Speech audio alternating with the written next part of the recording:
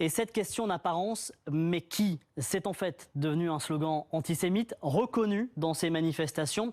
Dominique Sopo, président de SOS Racisme, était notre invité tout à l'heure.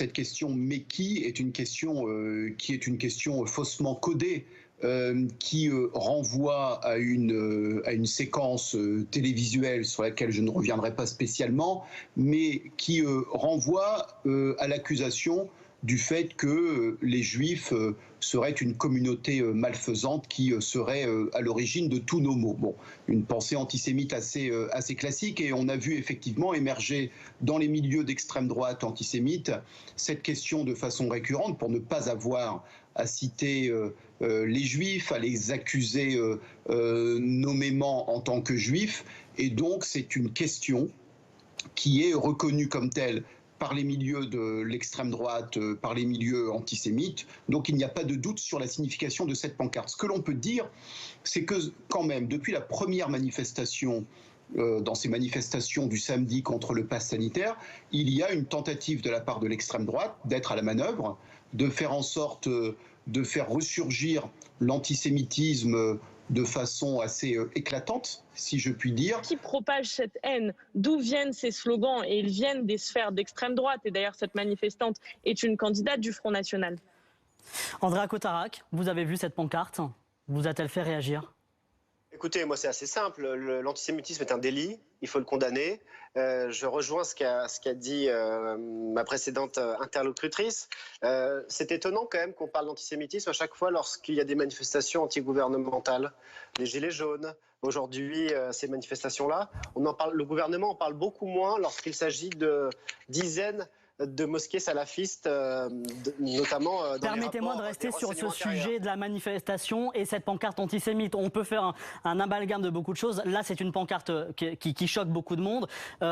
L'identité, précisons-le, de cette manifestante n'a pas été confirmée.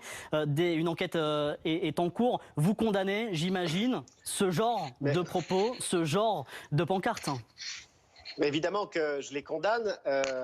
Personnellement, je suis, et je le rappelle, petit-fils de 2 résistants, donc je crois que là-dessus, j'ai aucune leçon à recevoir de quiconque. Mais moi, je voudrais simplement revenir aux manifestations en tant que telles. On ne peut pas résumer des centaines de milliers de Français qui se battent pour défendre nos libertés publiques, la liberté du consentement, qui se battent pour garder des rapports fraternels dans notre pays et non pas de policiers pour dénoncer les uns et les autres, avec une pancarte antisémite qu'il faut condamner. Voilà.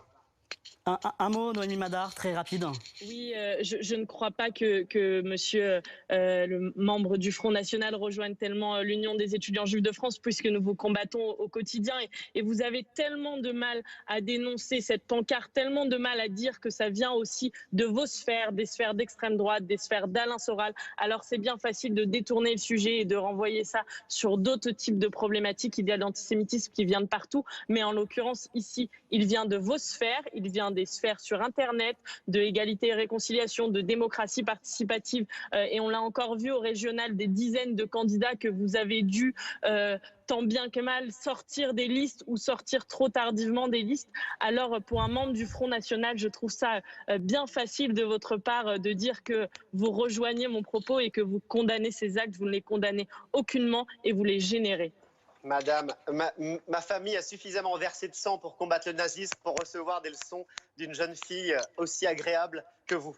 Alors, pas de jugement non, mais merci, vous avez des problèmes dans les rangs, monsieur Cotarac. Est-ce qu'il y a des problèmes dans les rangs du Rassemblement national avec ce genre de personnes, avec ces propos-là? On sait ce mec qui est reconnu sur les réseaux sociaux dans des sphères antisémites, d'extrême droite. Est-ce que, en toute humilité, on peut dire, parfois dans nos rangs, il y a des gens qui dérapent?